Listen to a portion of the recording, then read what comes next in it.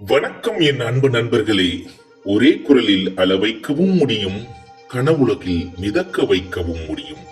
அப்படி எல்லா உணர்வுகளையும் தன் குரலில் கொண்டு வந்தவர்தான் KJ ஜேசுதாஸ் என்று கூறினால் அது மிகையல்ல.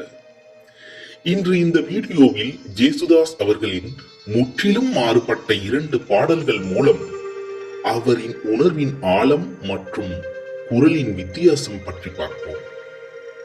முதலாவதாக நான் தெரிவு செய்து கொண்ட பாடல் அம்மா என்றழைக்காத உயிரில்லையே.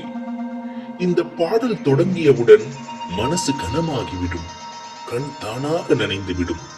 இந்த பாடலில் ஜேசுதாஸ் பாடவில்லை, ஒரு மகன் தன் தாயை நினைத்து பேசுகின்ற மாதிரி ஒரு உணர்வை வெளியே கொண்டு வருகிறார்.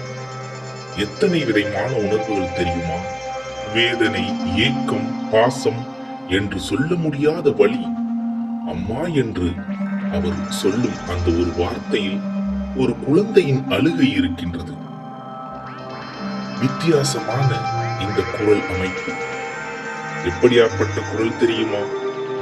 குரல் மிகவும் மென்மையான குரல். ஹை பிட்ச் இல்லை, ஹெவி பிரீத் கண்ட்ரோல். சில இடங்களில் குரல் உடைக்கின்ற மாதிரி இருக்கும். இதுதான் கண்ட்ரோல் இமோஷன் சிங்கிங். இங்கே ஜேசுதாஸ் ஒரு பெரிய பாடகர் இல்லை, ஒரு சாதாரண மனிதன். அதனால்தான் இந்த பாடல் இன்னும் இத்தனை வருடங்களுக்கு பிறகும் நமது மனசை மூழ்கிக் கொண்டு இருக்கின்றது.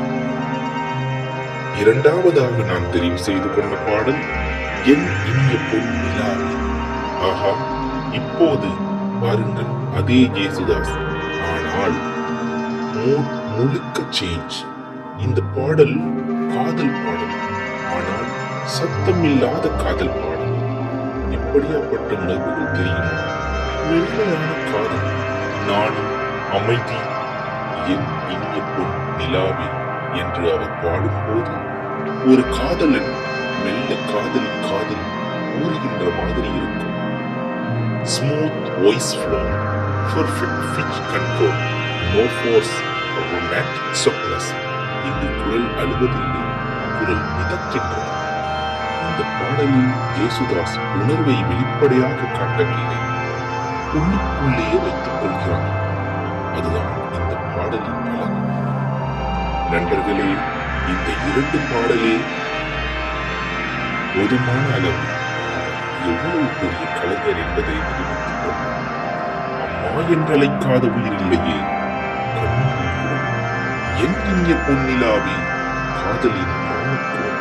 ஒரே குரல் தான், ஆனால் 2 உலகங்கள். உங்களுக்கு எந்த பாடல் மனசை அதிகமாக தொட்டது?